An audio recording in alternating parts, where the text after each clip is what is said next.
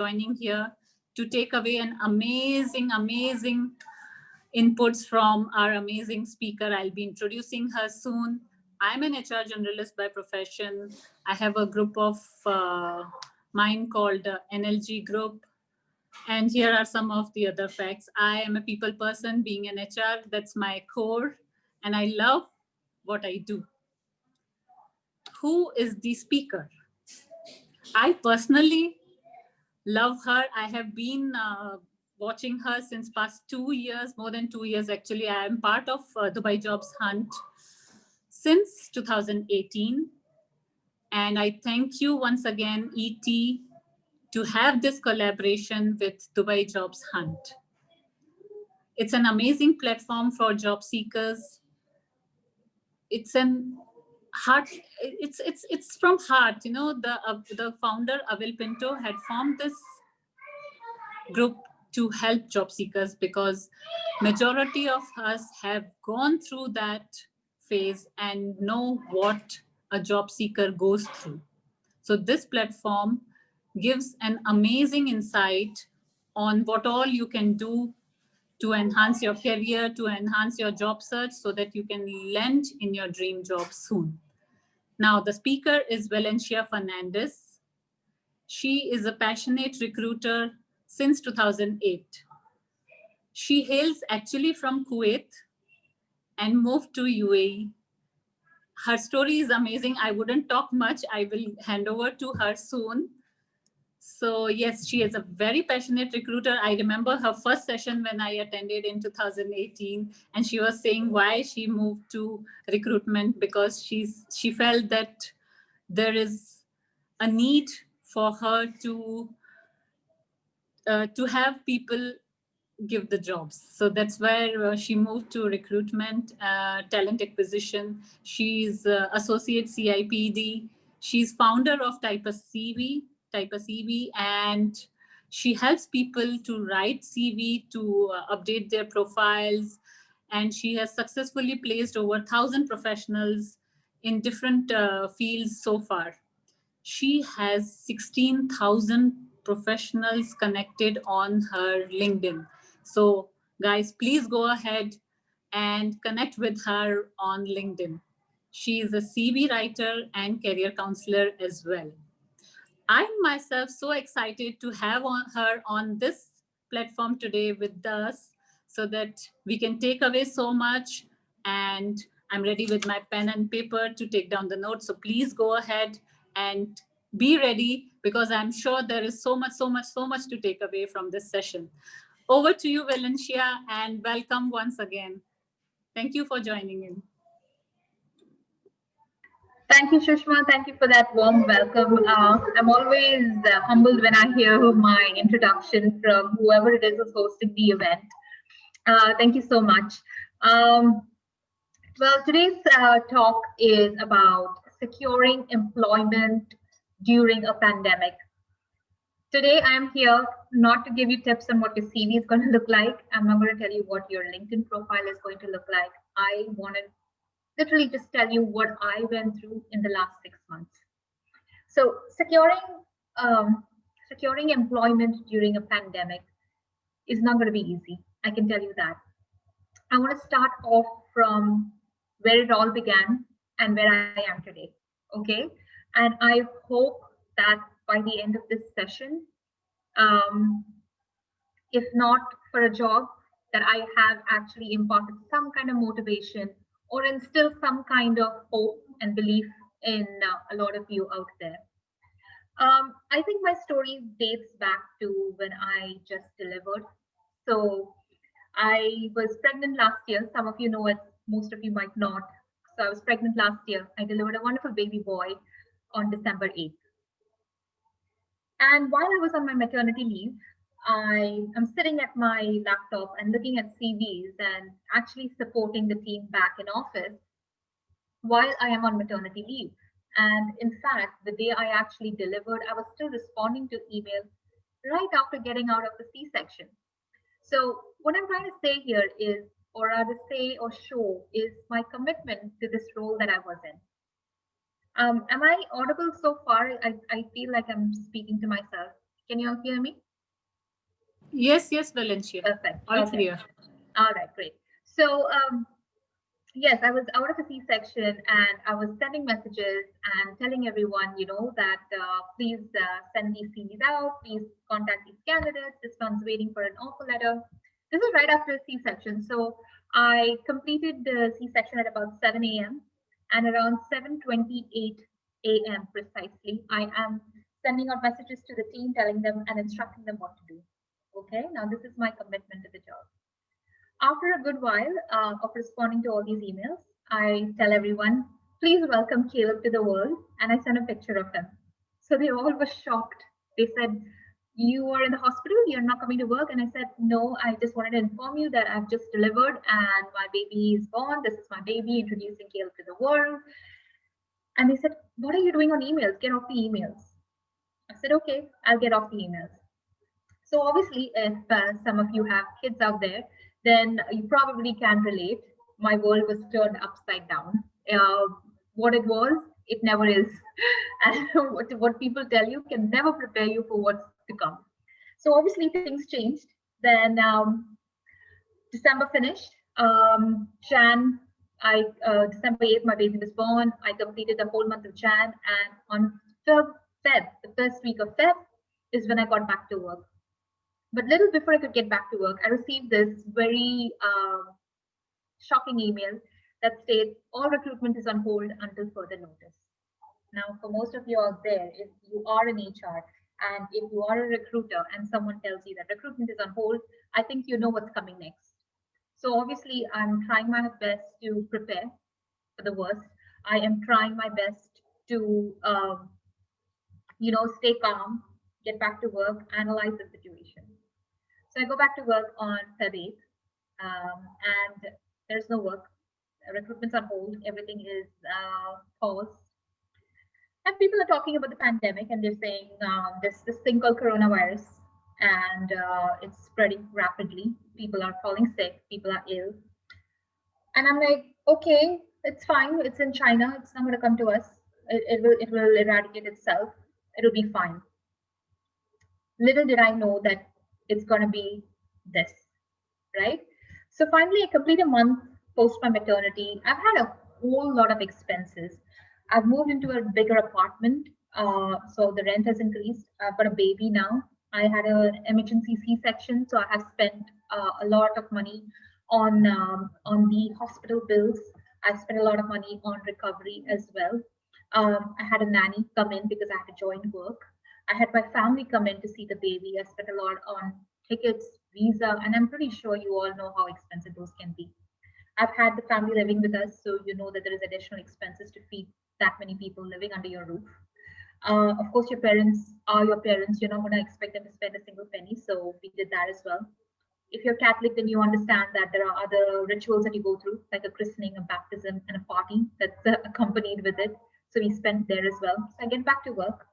And on this one fateful day, March 16th, I get a call from my manager in office who calls me and says, our manager would like to meet us and it doesn't look good.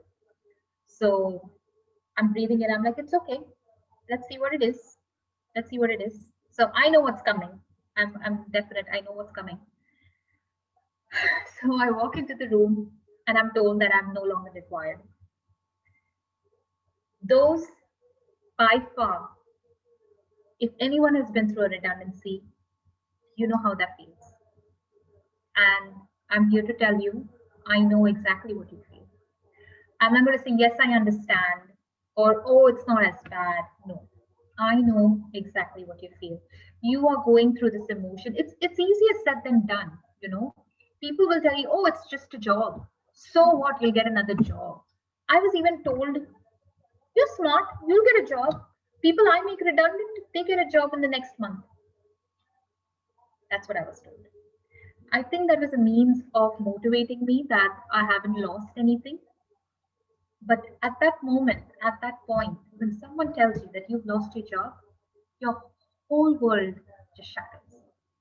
Yes, it is just a job, but that's the job that brings you that livelihood. That's the job that is feeding your family. That's the job that is supporting your family. That's the job that is upbringing your child. That's the job that's paying your rent. So, yes, it is not just a job, it is your way of life.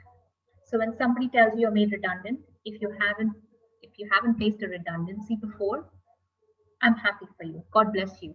Because you will never know the feeling of what a person goes through when they lose a job, specifically if they're never prepared. And I can guarantee you, it's never going to be the right time to be made redundant. No matter what stage you're at in your life, I don't think there's ever going to be a time where you can say, oh, you know what, just let me go now because I'm okay. No, it's never going to be there. So, for most of you out there, I am pretty sure that you have been made redundant. And I think they all have hid behind the curtain of COVID saying, it's because of COVID, it's because of pandemic. Yes, I totally understand that. I totally understand that. But I think if I were an employer, I think this is the time where you stand strong and protect.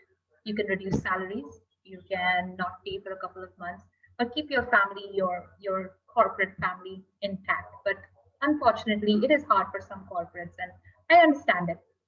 But it takes a lot of effort. So now I'm going to move on to something that is, now that you have the background, I'm going to move on to something that I sincerely struggled with.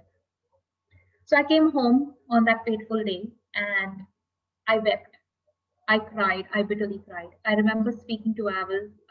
You all know our very famous Aval. I spoke to Aval and I cried. I said, I would never imagine this happening to me. Not now, not ever. I was promoted. I was retained. So why? Why now? Why when I have so many expenses? Why when I'm recovering from my losses that I have to be made redundant? I'm not going to get a salary. So that day I cried. I couldn't sleep. I went to bed. I fed my child. I woke up. I knelt down, got on my knees, and I think it's in times like this that your faith tends to get stronger. You tend to lean much more onto faith, hope, God, okay, whatever it is you believe in. I knelt down, I wept bitterly. I said, oh God, please help me find a job.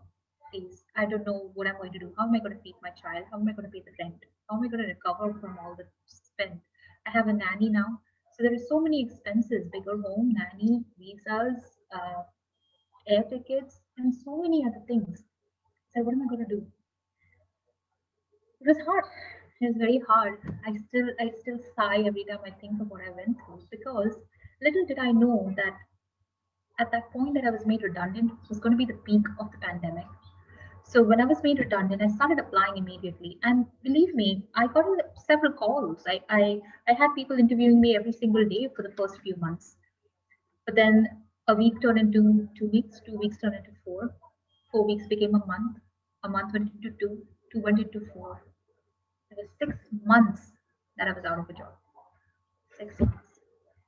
Every single day I battled one thought. What am I going to do? What's my next plan? So some of you out there probably have something to go back home to. So you'll probably have a place back in India that you can call home and you would go back there. For me, that home is Kuwait. And with the pandemic in progress, I couldn't go there. So obviously, I don't know where else to move. I can't go back to India. I don't have anything back there. So where was I going to go? So I battled that thought every day. I was like, what if I can't pay the rent? What's going to happen there? What's going to happen to my child? I think I hope some of you can relate to this because I'm a new mom. It's my first baby. And I'm sure the joy of having that first child where you want to give this child everything. You want to give this child clothes which he may not need. You want to give him toys that he doesn't even understand what it is. You want to give him food that can be so expensive. You want to give him organic stuff because you think that's going to be healthier. I cried for every penny that I had to spend. My child was sick in the sense he had this really bad eczema. We needed to show him to the doctor. And we go to the doctor, and it so happens that our insurance has changed, and this hospital is no longer covered under this insurance. I had to pay 587 dirhams for that consultation. Do you know what I felt? Can you even remotely imagine what that felt like? It was hard. You don't have a job. There is no money coming in. Sushma, are you trying to say something? Yes, Valencia. If you can just bring the mic little closer. Sure. Is this better? Yes, yes. Thank you. Okay.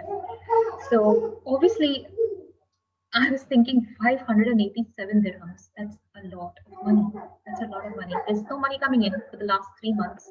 There has been no income. Everything is just going out, whether it's in terms of rents, whether it's in terms of fees, whether it's in terms of payments. 587 dirhams, and you're thinking to yourself, this is for the benefit of my child, and I'm cribbing to spend this. Let's spend it. Then the doctor tells me, for his eczema, you need to buy Cetaphil. Cetaphil is the most important product. Now, some of you might wonder, why is this so important? It's important because Cetaphil that I'm going to use for probably a month is 120 dirhams for that one bottle of Cetaphil. I don't think I even own a product worth 120 dirhams that I use on my body. But here, your child is in front of you, scratching away because he cannot take the eczema, and you need to provide some relief, and you have to buy this product. There we go. Okay, we go and buy Cetaphil. Cetaphil is not helping. A few months later, somebody tells me you have to buy Aveeno. Aveeno is another 180 dirhams. Okay, fair enough. Then they said, okay, you know what? This is not helping. He needs something in the night. Go and buy this. So money is just going out, and you're thinking to yourself, oh my God, like, when is this job gonna come? Then 3 months in, you're getting calls, and then they say it's gone on hold. Getting calls and no longer required. Getting calls and your salary is too high. Getting calls and no, we don't need a manager. Getting calls and there's several reasons out there why they can reject you. Believe me, in those 3 months, the first 3 months, I received 2 offers that I got so close, and then I didn't get it at all. So here I am trying to build that confidence and trying to see happiness in everything, that silver lining that we look for. I looked for it everywhere, and I just kept coming back to just one thing that was a silver lining in all of it: my son. That's it. So I was like, okay, money is not important, but money is important at this stage because I want to provide for this child. I want to provide him the best. I battled a thought once, and it might sound silly, but I hope there is someone who can relate to this because I'm sure I'm not the only one. I battled the thought of buying shoes for him. I said, why is shoes so expensive? They're 40 bucks for a pair of shoes, which he may or may not wear. And even if he does, he'll outgrow it within a few days. Should I spend 40 dirhams? 40 dirhams, people. We're talking about just 40 dirhams.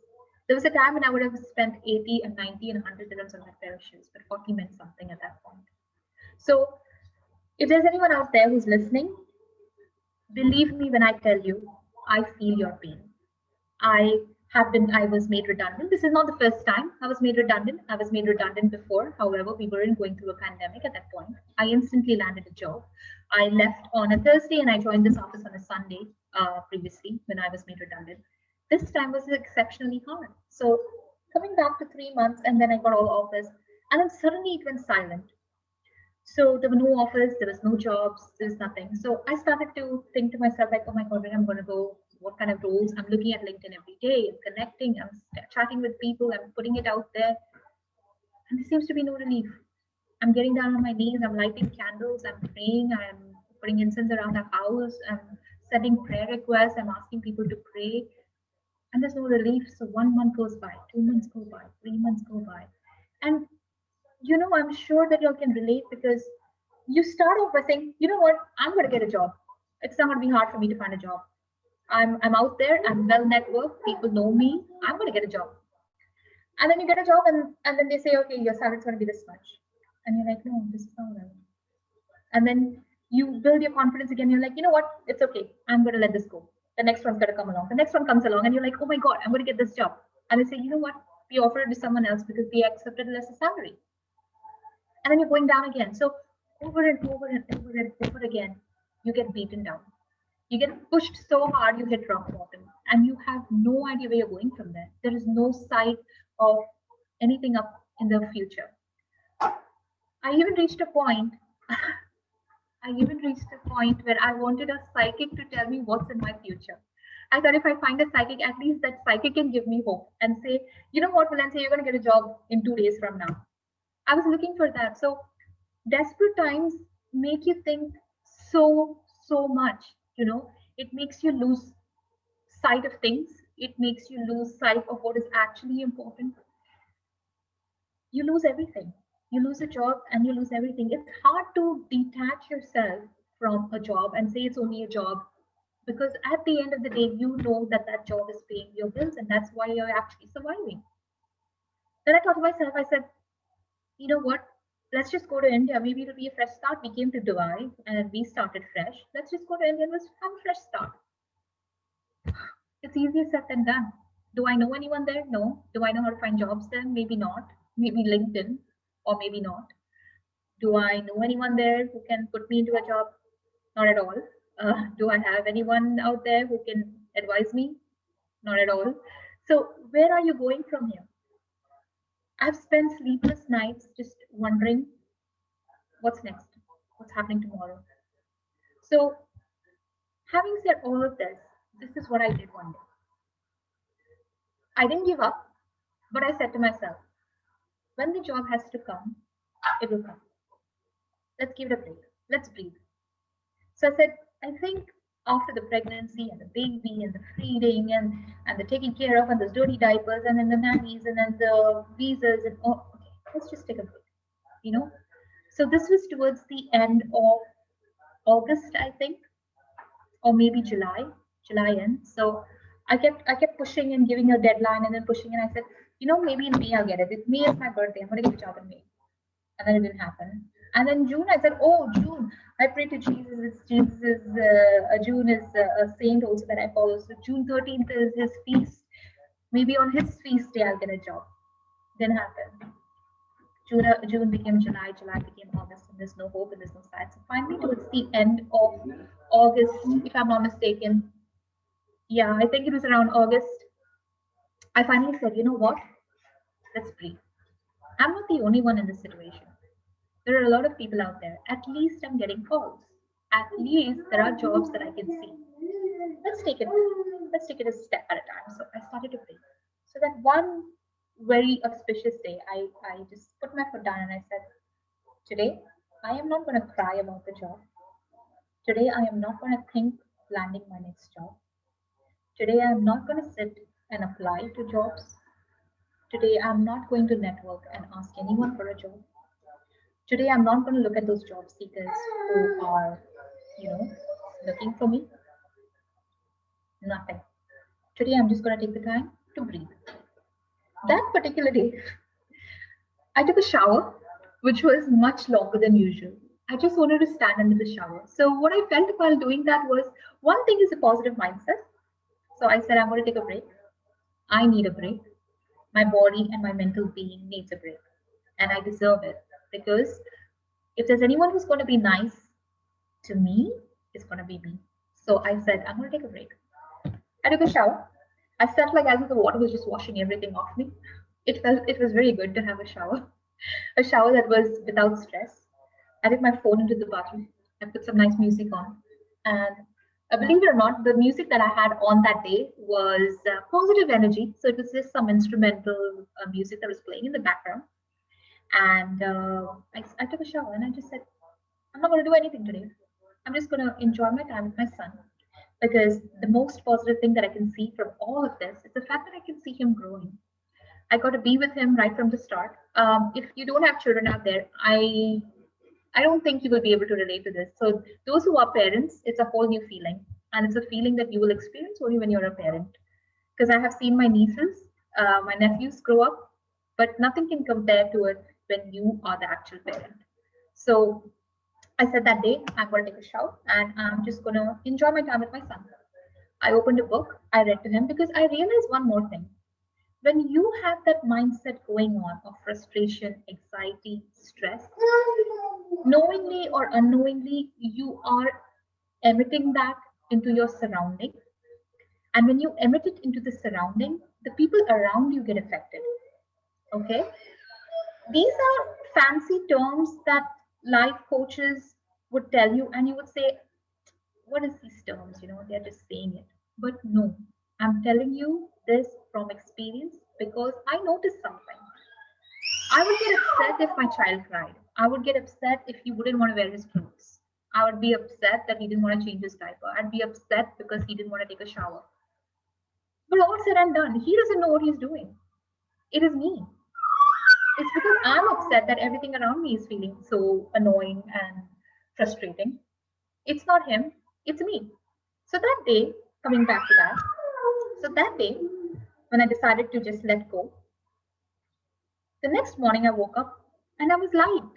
I was extremely light. I felt light in my head. I felt like someone just lifted off a book or something that was like rested on this part of my head. I felt something just take off my shoulder like that. It felt like someone just lifted off like a crucifix on my shoulder. It felt like I was carrying a cross everywhere. I just felt light. Believe me, when I did that, I got 2 calls. And they said, we noticed that you've updated your status to open to work. And they saw that on LinkedIn, this little green thing that we are all looking at nowadays. So they saw the green thing and they said, we noticed you're looking for jobs. Let's get onto a Zoom call and see where we can go from there. So August 10th, I get into several Zoom calls within a week. I had a week in the month of August. I had something on Sunday, Monday, Tuesday, Wednesday, Thursday. One of them, of course, was an interview where I went face to face. And I went for the interview on Thursday. I was called back for an interview on Sunday. And Sunday, before I stepped into my home, I got the offer. The offer was in my inbox when I stepped in the house.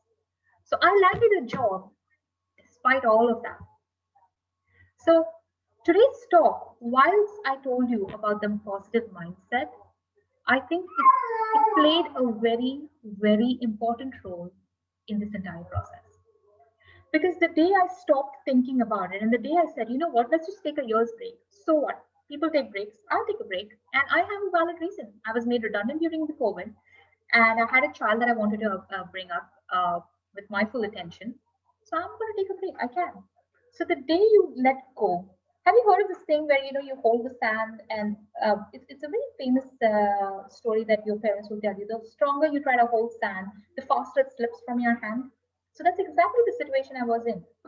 Because every day that I woke up, I would try and grasp everything that I could in all my hand and with all my strength and with all my might. But the harder I held on, the faster it just left. So I don't know if anyone has been following me on LinkedIn. I actually said it was 175 days of pain, torture, mental abuse to myself of when am I going to get a job? Why am I going to get a job? And every day I logged into LinkedIn, I could see, congratulate so and so, he was landing a job. Congratulate this person for landing a job. And I'm like greeting everyone, congratulations. I'm like, where is my turn coming? Where is my job? And everyone made redundant with me in my previous organization. Everyone who was made redundant has landed a job and they're doing their own thing. And here I am 6 months later and nothing. What am I doing? Where am I going wrong? Why is it not me? I mean, have I lost my touch? Have I forgotten what to do? You battle every single thought. But I realized the minute I said, you know what, let's just let it free. So I let it free and I came back. So all in all, what I'm trying to say is, for all of you out there who are looking for a job, I'm sure 90% of the people watching this today are out of a job, looking for a job. It's hard. And I'm not going to sugarcoat it because it's not easy. And it will never be. Like I said in the beginning, it's never going to be easy and there's never going to be a right time for you to be made redundant or for you to lose a job. Additionally, if you're at home and trying and struggling for a job, it's even harder. Try my case, for example. Just out of a C-section, I barely recovered from the C-section. I've gone back to work. I could barely feel anything below my waist. But I went to work because I thought I could save my job. But it didn't. Nothing worked. I come back, I'm made redundant. I'm recovering from the C-section. I could barely feel, like I said, I could barely feel anything below my waist. On top of that, I was trying to ensure that I was bringing some kind of income into the house because I needed to make ends meet. So I tried my type of CV. So there's CV writing I'm looking at. There's Caleb, my son, that I'm trying to manage. There's a job search I'm trying to manage. So I'm sitting. I wake up every morning. I haven't slept the whole night because I'm waking up every two hours to feed my child because he's still feeding. So I'm waking up every 2 hours. So there's no sleep in the night. I wake up early in the morning. I get to my desk. I turn on my laptop, I start trying to connect with people, search for jobs. While I'm searching for jobs, my son is crying, so I run to get my son. I pick my son, I come back, I feed him, and then I'm sitting again. Then I'm looking for a job, and then I'm distracted because somebody's looking for their CV. They are also looking for a job, so I'm empathetic. Yes, they need a job. The faster I do it, the faster we can start applying. So I have to do that. So I'm trying to manage that, and then I took projects in between. I had projects that I had to deliver for organizations, so that is even more takes priority over something that I'm doing. It's crazy. I hope you get it because I totally get what situation you're in. You can cry, you can shout, you can vent it out in anger, you can just scream, you can go and just be happy, you can go shop, you can do something. But nothing can erase that feeling, that scar, that mental pressure that you have to fix it. But let me tell you one thing, the day you let go is the day it will follow you. So let go, breathe, take the time. It's okay if you work for 13 and 14 years, it's okay to take that 1 day break just to breathe. Breathe, sit back, analyze your situation, think it through, let it go. The minute you let it go, it'll come to you. This is what we've been told for ages. It's tried and tested by me in the last 6 months. It was trying periods. So I hope that you feel the same. Now, let's get on to what I did to get the job. For one, I need to tell you that it is hard to find time to find a job. And I say this in my sessions all the time. Looking for a job is a job in itself. You have to invest that 9 to 5 to find that job. You cannot sit back and think, I'll wait, I'll apply when a vacancy comes up. I'll apply when someone tells me. Okay? Don't do that. Invest your 9 to 5 after you've taken that 1 day of break to analyze the situation. Okay? So sit down, do a 9 to 5, organize yourself. Okay? So first, positive mindset is important. Towards the end of August, there was one thing that I kept telling myself. Today is my day. Today is my day. You know, I feel positive today. Even if I didn't feel it in the depth of my heart, I didn't feel it. I just told myself. I woke up, I looked at myself, brushing my teeth, I'm like, today's my day. Today's my day. I was doing that because there was something that I had to, get out of this. So I just kept telling myself, today's my day. I'd flip my hair, like, today's my day. Finally, I even did this. I went and got a haircut. And I said, you know what? Maybe if I change my haircut, my luck might just change because I started believing in luck and everything now because clearly nothing else is working. So I said, okay, let's go cut my hair. And then the day I cut my hair, the next week I got all those interviews. So maybe it's your haircut also. Who knows? Go get a haircut and try. But again, we spoke about mindset. Okay, you got to change it. Try and be your own cheerleader. Try and cheer yourself up to the max. Okay. Next thing you do is start applying for everything. Okay, so sit down in the morning, set yourself some time, make a list of all the organizations that you want to work for, make a list of all the people you know will revert to you. You know that you've had a connection with them in the past. Think of all these people. This is the time to get in touch with them. Okay, so that's something that I did. So I started applying to the companies that I wanted. Then I started applying to the vacancies that were readily available online. Then I started connecting with people that I knew were going to respond. And eventually started sending messages out. Every day I ensured that over LinkedIn I connected with at least 15 to 20 people because out of 15 to 20 people, maybe 3 or 4 might accept. So keep going. And might I add, because I'm a recruiter, I get people connecting with me immediately. Okay, not knowing that I'm going to ask for a job. They probably think that I have a job for them. So it's going to be even harder if you're not a recruiter. So I'm not going to lie to you. If you're not a recruiter, you're not in HR particularly, then it's going to take even longer for people to accept the connection. But don't lose hope. Like I said, the minute you let it go, it's going to come back to you. Okay. So I'm here to tell you to breathe, keep that mindset going, and do your 9 to 5 in searching a job. The go-to is LinkedIn because you know how it's going to work on LinkedIn. You know how they're going to connect and things like that. I even took a premium account. I always tell people don't take a premium account. But the day I enrolled for the premium account, that's the day I actually got the job offer. So it didn't work for me at all. But if you have your own account and you have like a substantial amount of connections, then I think that account is just fine. So do your 9 to 5. So positive mindset, start planning, organize. Okay, because once you have your positive mindset, you know what to plan for. Once you've planned for, you know what to organize. Once you've organized, start executing. From this time to this time, I'm going to do this. Okay, I have a nanny. I'm going to give the baby to the nanny. You take care of the baby. I'm going to work on this. Set another time for CV writing. Okay, I'm going to work on this. This is if you're a freelancer doing some photography, maybe or social media or whatever it is, do that. To make ends meet, I would suggest everyone out there to probably, you know, go ahead and actually, you know, find jobs that interest you and actually get onto it because you don't know how long you're going to be unemployed. And believe me, I'm a recruiter and I can tell you market is open, but I cannot guarantee when you're going to get a job. Okay, because there are very few opportunities out there. So what's happened in the market right now is opportunities are few, but the number of applicants for these opportunities is 10 times that because there are so many qualified people out there who have lost their jobs. So there was a time when these people would never leave their current organizations to join you, but today they themselves are out of jobs. So the competition is extremely high. So I'm going to repeat that. Positive mindset, plan, analyze the situation, organize, execute. Start working on it.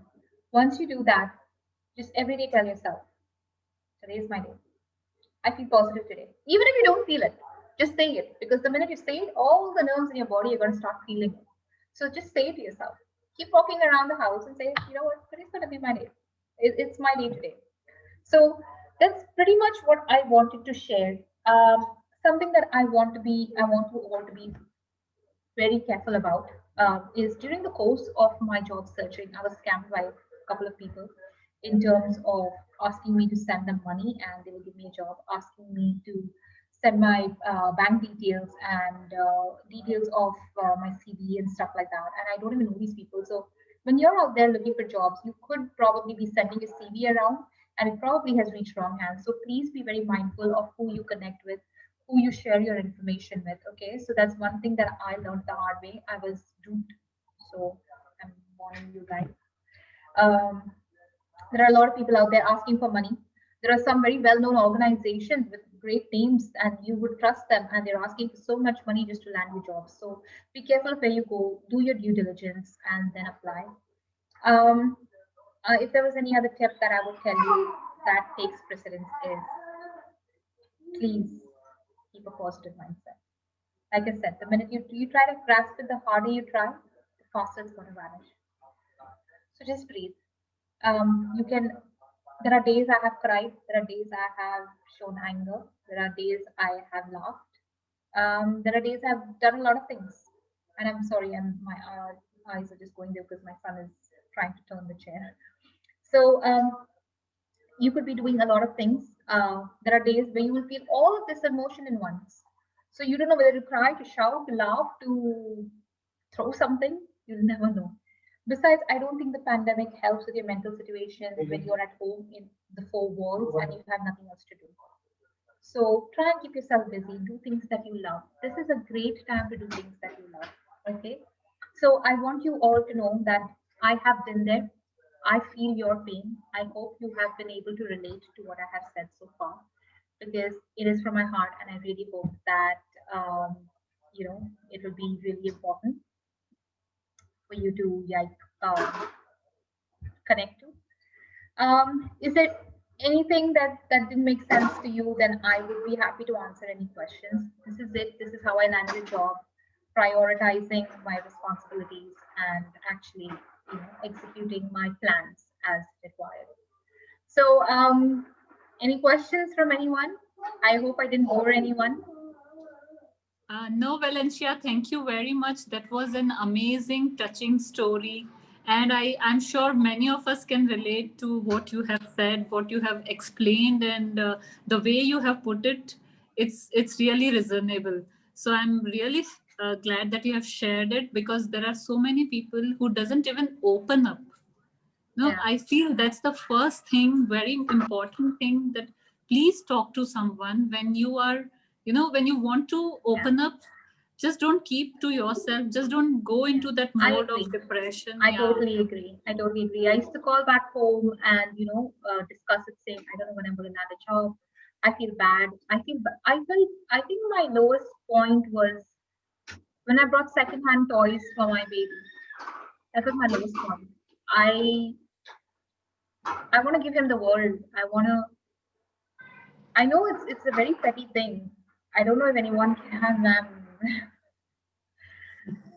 It was my I lowest point. It was my yes, yes. lowest point. I thought to myself, never did I want this day, because growing up, my parents didn't have a job, and I said to myself that I never want to show these days. I don't want to see these days again myself, and I don't want to show these days to my child. And I was in that situation for 6 months, 6 long, painful, excruciating, painful months. Because you don't know what's going to happen. You don't know whether you're going to get anything out of this. You don't know what's happening. And I took secondhand toys for my son, and he played with them. And every time he played with them, my heart broke into pieces every time he played with them. They're just toys. But the fact that I didn't, it wasn't priority in terms of spending hurt me, because he's my firstborn and I want him to have everything. So I hope you'll have picked up something from this, because I think the only thing that got me out of this entire situation is a positive mindset and planning and organizing a job search. And that's the only way you're going to go about it, because the minute you start to organize and execute, that's the only time you're going to see a difference. Yes, I completely agree. Thank you very much, Valencia. So I also resonate because I have been through this after working for a good organization for about 13 years. And yes, there was a day where this happened, and though I was a bit okay, but you feel, after 13 years, how am I asked to leave the organization, being in HR? And yes, but when you can feel, being in same department, yes, I can see that is coming up. Yes, But yeah. exactly. I can totally relate with you. It's because I didn't see it coming, and I'm in the same department, and you're sharing your meals with these same people who knew it. And here are these people that you think are friends, and Yes. you're telling them that I spent on this. Oh my God, it's so expensive to have a nanny. Oh my God, it's so expensive to have a 2-bedroom apartment. Oh my God, the expenses are increasing. And these people knew all the while that you're going to be let go of, and nobody said a word to you. You feel betrayed. You feel like you're going to lose faith and hope and trust in everyone and anyone around you. It's hard. I mean, nobody can prepare you for what a redundancy does to you. Nobody can. And a redundancy never will have a good time, because no matter when it comes, it's always going to hurt. So the best thing to do is to be positive. It took me 6 long months to understand, because I started to realize that I never really lived my life. I know I sound like a 60-year-old woman, but I never really did live my life. In the 6 months, I realized I'm going to start and stop. They have that phrase where you stop and smell the roses. I actually realized I needed to do that. And I did. I learned to breathe. I never learned it during my pregnancy, but I learned to breathe in the 6 months. Yes, yes, I completely agree. Though I also understand from a corporate world's view that yes, that is, if they need to survive, either they have to do this or that. Correct. They also Yeah. don't have a choice. So yes, True. I agree. I agree. You can't blame anyone at the end of that. I mean, you have to do what you have to do. yes. I If agree. an organization needs to survive, they They need to have to cut do it. down their costs. So Exactly. it all depends on them where they want to cut down. We True. don't have much say there. Correct. So yes, great, Valencia. There are people raising hands and asking questions. Okay. But before we move ahead, if I would like to ask a question, Sure. and a little mic, please. Have you been hearing me? Because I can see the comments and it says the volume's really low. If there's any way you can show me how to increase the volume, maybe? If you go to the settings of the speaker Yeah. or the volume, if you increase it to the maximum. Ah, there it is. Is it better now? It's maximum? Yeah, okay. Just Yes, if you maximum. keep the mic closer. Yeah, just give me 1 second. Is this better? Is this better? Yes, yes. Okay, so I just discontinued the headset. I think it's probably the headset because it's meant for a phone, not really a laptop. Okay. So, here we go. Ask me. Go ahead. What questions do you have? Okay. So Valencia, I would ask, how was your, I know you have shared so much, but how was your experience applying during pandemic? Like, were you seeing the vacancies? How was the market? Because there are so many people saying so many things. So just want to hear from your experience. If I'm being very honest, I think the market depends on person to person. Currently, what's happening is they are looking for quality, but they expect you to expect less. So it depends on which situation or what level or what status you stand at. If you ask me personally, the market is open. Unlike any other country anywhere around the world, I think the market has definitely opened up in Dubai. Um, Dubai has been kind enough to open their markets so that we can get back to our normal lives. I mean, everything's opening up. So if you're precisely applying for jobs here in the UAE, then I can assure you that the market is definitely open. In fact, today I realized that there are so many vacancies out there for recruiters and more specifically in HR. So for all of you HR people out there, take a look at LinkedIn. There are a whole lot of vacancies there. So probably try and get onto it. So the market is open. When I was applying in the first few months, there were a lot of vacancies for recruiters, and with some of the very good organizations like GMG, Mastercard, Accenture, Standard Chartered.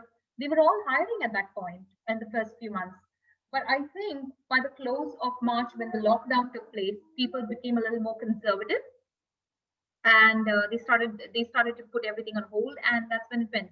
But by August, it started to open up actually, and I think right now, if you look at it, everyone's hiring. So yes, the market back then it was slow. There weren't many opportunities out there, but there are now.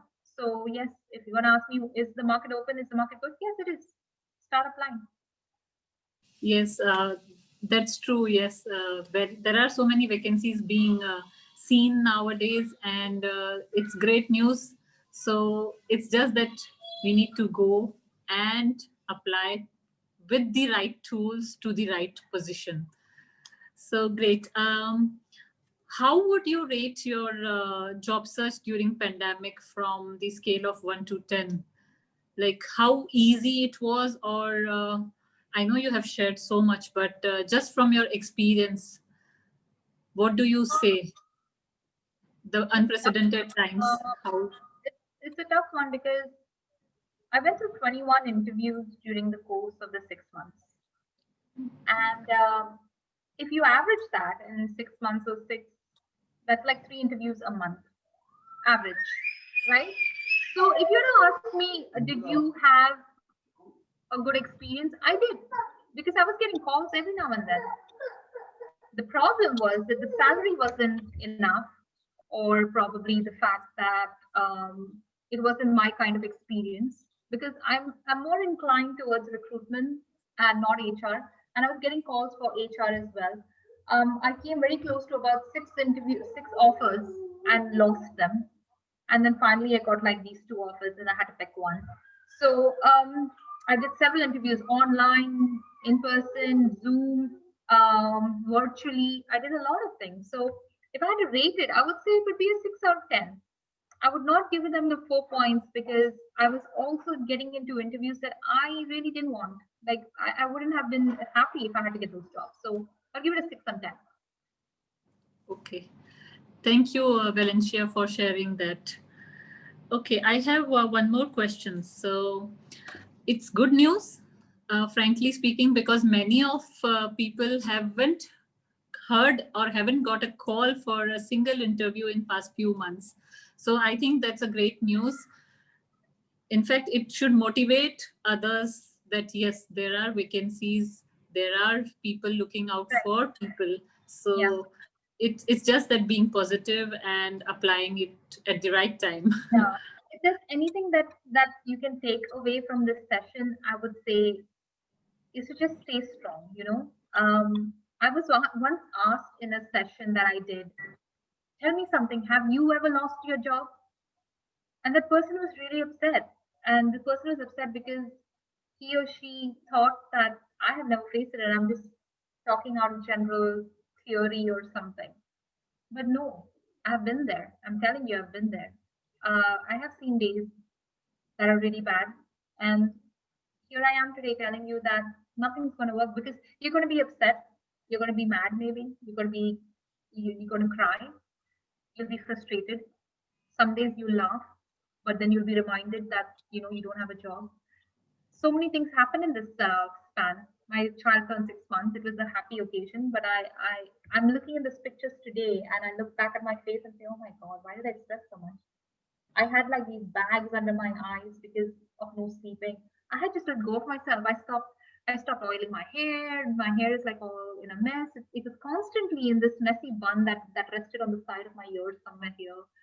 And yeah, I had longer hair then, so it was just resting over here. And I would wear the same clothes throughout the day, and I had just given up. So now when I look back at it, I think, why did I do that to myself? The fresh haircut actually changed everything. So maybe if I did it earlier, it just would have worked, right? So just stay Yes, strong. yes. Stay strong. I have been in your shoes, and I'm here to tell you that there is going to be a change. Just start to believe it. The faster you accept and start to believe it, the faster it will change for you. Yes, yes, yes. It's okay to feel sad. It's okay to cry, but just overcome that and move on. That's the key. I Correct. understand what you mean to say, and I completely. I'm just going back to my those days, and just recollecting. Okay, what all happened, and though I didn't feel too much. Yes, it was sad moment, but then I moved on with kids and. With my husband having his business, I used to help him. Things went on, but yes, it took me almost 10 months to find the job I am looking for. Correct. I didn't want it to go below the salary which I was drawing. Correct. So I had to wait so that I can get what I was getting, higher than what I was getting. So yeah. Okay, I have one more question, Valencia. What do you say about the contact lists? We see so many contact lists going here and there. Like there are so many HR people's contact numbers or emails. How genuine they are, or can that be used? What do you say about it? Okay, so I'm gonna try and be as nice as possible. So there are a lot of people out there saying, get in touch with me and I'll share with you a contact list. There are a lot of people who are saying that. Please have your guard up at all times. Okay, these are people who are trying to build their own set of network. They're trying to build their own kind of popularity, and they're just sharing it left, right, and center, saying, "Get in touch with me. I'll share with you. Here's a list of active things and things like that." Please don't fall for it. In my opinion, the best way to maintain or have a contact list is to maintain it yourself, to create it yourself. Okay, so I created one during the course of my unemployment, and I'm happy to share that with you because I can guarantee you that these are the people that I contacted and got calls back from. So post this session, if someone shares a list of all the people who have registered today, I'm more than happy to share that list. And I can guarantee you this is not one of those that has been flying around on the internet. I have shared it with a couple of people, but sadly they don't want to believe what I have to say. But I can guarantee you, you get in touch with these people that I have contacted, and I'm sure you will get some calls. Oh, I think that's a bonus for everyone here. I think definitely that will work. You can share with me at least. Yes, definitely. That's so kind. That's so kind of you, Valencia. Thank you. So yes, please note down that, and we can definitely get benefit from this list. Sure. Okay, one last question from my side because I can see people raising hand and some questions as well. Yeah. Okay, so what about the job groups where there are some WhatsApp groups where people are posting jobs? Are those reliable? Are those can be applied? Are those genuine? So these are some questions coming in my mind. Yeah, I mean, it's a very good question. Thank you for bringing that up because nobody really asks about these things. Because every time you lose a job, you hear people saying, join that group and join this group, and I'm on this group, and you should join this group, or this group has these jobs. Again, I cannot emphasize enough. Keep your guard up at all times because it's important for you to see where you're sending your CV. My opinion is if you're sending your CV, send it out to a genuine email address, something that has the company's domain. Please refrain from sending CVs to a Gmail account and things like that. You don't know who's receiving it. You don't know how they're using your information. So yes, it's more than enough to get onto all these groups. Get onto them, I would say, but when you're applying, don't just randomly send your CV. I know desperate times call for desperate measures, yes, but don't let that affect you. You can be scammed. So I've been there. Don't let that happen to you. So I believe that I got scammed probably because someone has details from somewhere that I shared or someone I shared it with. So yes, it's good to be a part of these groups, but just be a little mindful of where you send your CV. Mm-mm. Okay, so thank you, Valencia, for those insights. And yes, I resonate and I agree. Okay, we have a question from Ram. He's Okay. asked